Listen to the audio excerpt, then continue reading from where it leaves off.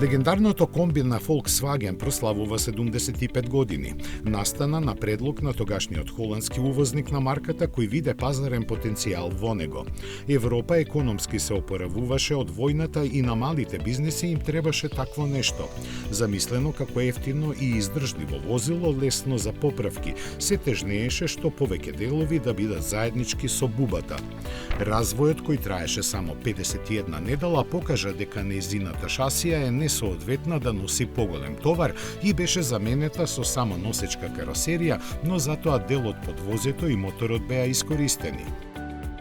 Сместен назад, неговите 25 коњски сили беа доволни за максимални 85 км на час и носивост од 750 кг.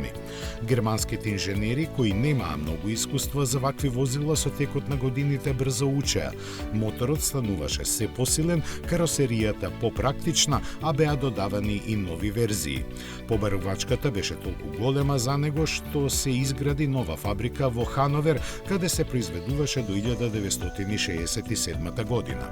Вкупно во Германија беа направени 1,8 милиони единици. Кариерата ја продолжи во Бразил, каде остана на пазарот уште 8 години, кога доби преден дел и нешто од механиката од новата генерација со кои издржа се до 1997.